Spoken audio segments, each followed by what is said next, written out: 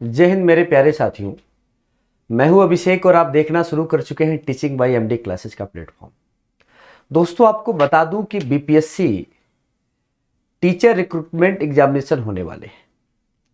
तो जो बिहार की यानी बीपीएससी शिक्षक भर्ती जो हो रही है 2023 में, उसमें बहुत ज़्यादा संख्या में आपने देख रहे होंगे 1,70,000 के करीब पोस्ट आए हुए हैं। और इस पोस्ट में इस एग्जाम का जो नाम दिया गया है बीपीएससी टीचर रिक्रूटमेंट एग्जामिनेशन, और इसका एग्जाम का जो डेट अनाउंस हो चुका है, सभी को पता है 24 अगस्त को भाषा का पेपर होना है, जो सभी को देना है, कंपलसरी है।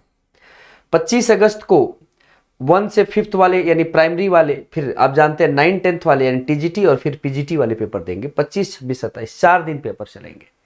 थोड़ा डिटेल में चीजों को समझिएगा कि आप अगर बाहर के स्टेट के रहने वाले हैं या आप बिहार के स्टेट के रहने वाले हैं तो इस वैकेंसी का फायदा आप कैसे ले सकते हैं। पूरी तरह से सुनिएगा, ध्यान से देते रहिएगा। ये आपकी एग्जाम की तारीख है और आपको पता है कि सबसे पहले बीपीएससी का ये जो टीचर रिक्रूटमेंट एग्जामिनेशन होने वाला है, इस एग्जामिनेशन में जो कुल आपको जो सीट है वो 1,70,000 के करीब है, जिसमें 1 to 5th जो 1 से 5 तक के बच्चे हैं उनके लिए 79,943 पद हैं। 6 से 8 में पद नहीं आए हैं। 9 10th में 32,916 हैं और 11 12th में 57,602 है। तो अगर आप किसी अन्य राज्य से संबंधित हैं तो आपके लिए जो वैकेंसी है वो केवल और केवल 1 से 5 तक है। अब ये क्यों है इसके बारे में भी बताऊंगा। और 1 से 5 में भी केवल एक कैटेगरी में है।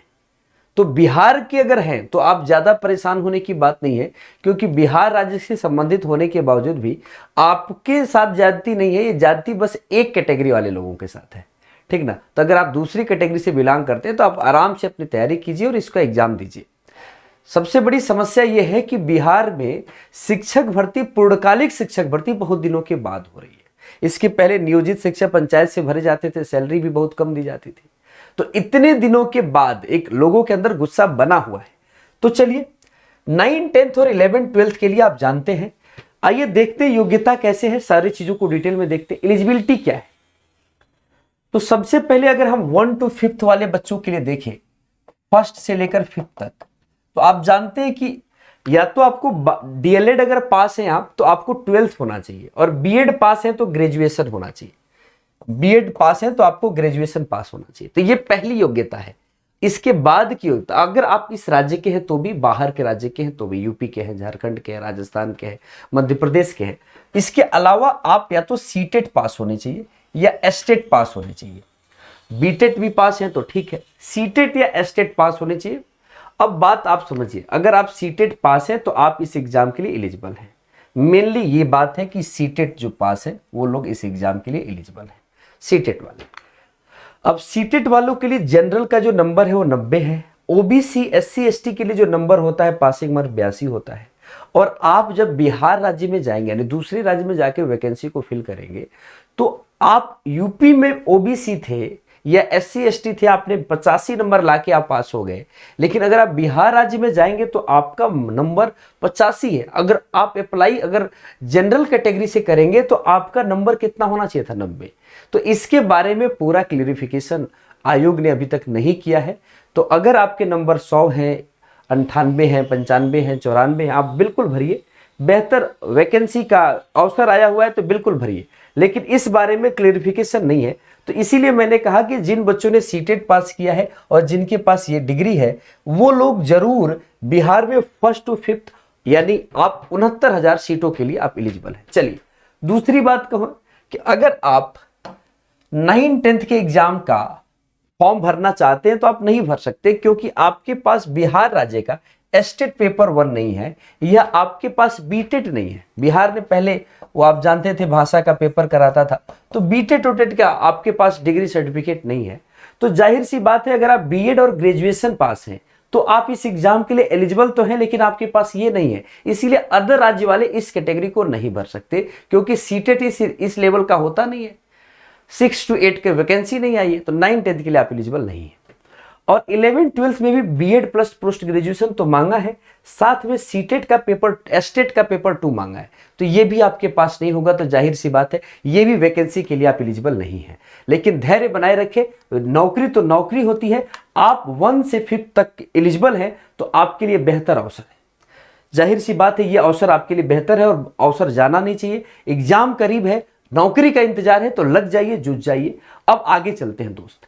आप जानते हैं कि एज क्या होना चाहिए, आप राज्य के हैं तो भी, बाहर के राज्य के हैं तो भी। जनरल मेल के लिए एज है 37 ईयर और जनरल फीमेल के लिए एज है 40 ईयर। इसके अलावा अगर आप बिहार राज्य से संबंधित हैं और बिहार राज्य से संबंधित होकर ये वीडियो देख रहे हैं तो आपके लिए, अगर SC ST से हैं तो आपके लिए एज जो है 42 साल है, यहाँ 40 साल, 40 साल और 37 ईयर। लेकिन अगर आप अदर राज्य से हैं तो अगर आप इस एज के कैटेगरी के अंदर है, यानी फीमेल है तो 40 मैक्सिमम और मेल है तो 37 मैक्सिमम एज तक आप इस फॉर्म को भर सकते हैं। अगर आपकी एज इतनी है तो बेशक भरिए, आप इसके लिए एलिजिबल हैं। दूसरी बात अगर हम बता दूं, आपको फॉर्म अगर आपने अभी तक नहीं भरा है तो सबसे बड़ी बात की एक नियत समय में फॉर्म को भर देना बड़ी मुश्किल काम है। तो अगर आप बिहार राज्य के हैं तो आपको ध्यान देना है कि आधार कार्ड आवासीय यानी निवास होना चाहिए। और आप जानते हैं बिहार राज्य की अगर लड़की दूसरे राज्य में शादी हुई है तो बिहार की निवासी है, वो आवास बना सकती है और जाहिर सी बात है कि वो इसको अप्लाई करेगी, उस कैटेगरी में भी जाएगी। 50% कैटेगरी में उसको रिजर्वेशन में मिलेगा। यहाँ सीटेट में आप जानते हैं कि हमने आपसे कहा था कि अगर आपके पास सीटेट का सर्टिफिकेट है तो आपको सर्टिफिकेट नंबर डालना पड़ेगा। लेकिन अगर आपने पिछली बार जस्ट पीछे पास किया है, जो अभी मई जून में जो पेपर हुए हैं उसमें अगर पास किया तो जो सीटेट का जो मार्कशीट है ये आप अपलोड करेंगे और सीटेट के उसके नंबर के जगह पे आप नॉट अवेलेबल डालेंगे। इसके अलावा अगर आप OBC SC ST बिहार राज्य से संबंधित है तो जाहिर सी बात आप ये भी सर्टिफिकेट डालेंगे। अगर ये है 9, 10, 11, 12, 9, 10 के लिए है, 11, 12 के लिए है तो आप ये भी लगाएंगे। लेकिन आप अदर राज्य से हैं तो आपके पास आधार कार्ड होना चाहिए, आधार के अलावा ये होना चाहिए और साथ में आपके पास और कुछ नहीं होना चाहिए, बस ये 2 होना चाहिए। 10th 12th और ग्रेजुएशन का मार्कशीट, अपना बीएड या बीटीसी का मार्कशीट अपने पास रख के ही फॉर्म भरना शुरू कीजिएगा। तो आपके जो भी डीएलएड है इसका फॉर्म शुरू करेंगे तो आपको कोई परेशानी यहाँ पे नहीं होगी। अब बात करते हैं दोस्त, समस्या कहाँ पे है। समस्या इस एग्जाम को तोड़ने में है। आखिरकार क्या स्ट्रेटजी रखे कि इस एग्जाम को पास किया जा सके। तो आप जानते हैं इसमें 4 पेपर में से एक पेपर आपको ये देना है और दूसरा पेपर इसमें से कोई एक देना है। तो अगर आप भाषा की तैयारी करना चाहते हैं यानी पेपर 1 की तैयारी करना चाहते हैं तो पेपर 1 कह ले तो इसमें पास होना आवश्यक है, निगेटिव मार्क नहीं है। हिंदी विषय, उर्दू और बंगाली जो है ये 75 नंबर के विषय है, ये मुख्य विषय है। और ये विषय जो है 25 नंबर का है जिसमें इंग्लिश है। अब दोनों को मिला के 30+ नंबर आपके पास होने चाहिए, आपको पास होने चाहिए। No negative marking. अगर आप इसमें फेल हो जाते हैं तो आगे के किसी पेपर के लिए कोई उसका मतलब नहीं है, तो आपको पहले इसमें पास होना होगा। दूसरी बात अगर हम कहें तो आप जानते हैं जो मेन पेपर है, मेन पेपर 120 नंबर का है जो 25, 26, 27 में होने वाला है। तो अगर आपको यहां भी ध्यान देना है 120 नंबर में से जनरल कैटेगरी वाले का क्वालिफाइंग मार्क्स 48 है, पिछड़ा के लिए 44 है, अत्यंत पिछड़ा के लिए 41 है और SC ST के लिए 38 है। इसमें निगेटिव मार्क है।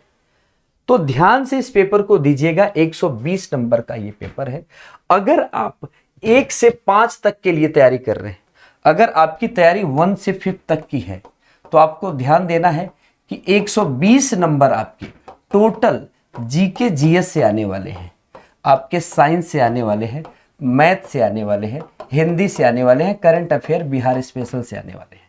लेकिन अगर आप 9th 10th वाले हैं या अगर आप 11th 12th वाले हैं तो यहां पर आपके लिए जो ये एग्जाम होने वाला है इसमें से आप जानते हैं 40 नंबर आपको ये जीके जीएस का होने वाला है और 80 नंबर आपके सब्जेक्ट का होने वाला है।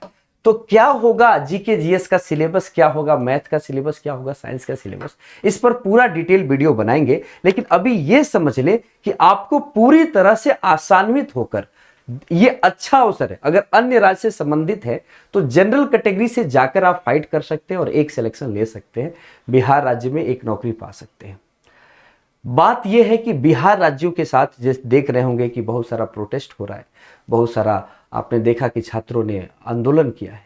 अब इसका वजह यह भी है कि गवर्नमेंट भी इसकी वजह है। एक तो वैकेंसी आने के बाद इतना बड़ा बदलाव, वैकेंसी आई तो केवल बिहार राज्य के लोग ही एलिजिबल थे, और बाद में जब फॉर्म कम भरे जा रहे थे तो उन्होंने ये बदलाव किया। हो सकता था कि फॉर्म कम भरे जा रहे थे, आप पूरा फॉर्म भर लेते, सीटें बची रहती तो आप ओपन करते। अदरवाइज आप इतने दिनों के बाद पूर्णकालिक यानी पूर्णकालिक शिक्षक ला रहे हैं। 2006 में पहली इसके पहले भर्ती हुई थी, उसके पहले 2012 में बीटेट आपने कराए, 6वीं फेज आई, ये 7वीं फेज की भर्ती है, एक और 7वीं फेज आपने कैंसिल किया है। तो लोगों के अंदर गुस्सा जाहिर सी बात है आपने भरा है, और गुस्सा भरने के बाद लोगों के गुस्सा जब बाहर निकलते हैं तो उसको जैसे आप इसको सॉर्ट आउट कर रहे हैं या जिसको आप काउंट डाउन कर रहे हैं, ये तरीका गलत है। जाहिर सी बात है हम आपके उज्जवल भविष्य की कामना करेंगे। आप अपने हक के लिए, एक बड़ा बदलाव के लिए, अपने एक बेहतर कैरियर के लिए, अगर आप बिहार से हैं तो भी और बाहर से हैं तो भी, इस एग्जाम के लिए एक बेहतरीन सिलेबस डिजाइन करके हम आपको जल्द ही एक वीडियो में देंगे। तो चलिए इसी के साथ दोबारा हमारी और आपकी मुलाकात होगी। तो लाइक कीजिएगा, अगर वीडियो पसंद आए तो चैनल को सब्सक्राइब कीजिएगा। Thank you so much. Teaching bye MD classes की तरफ से मैं हूं अभिषेक। धन्यवाद सभी को। जय हिंद सभी को।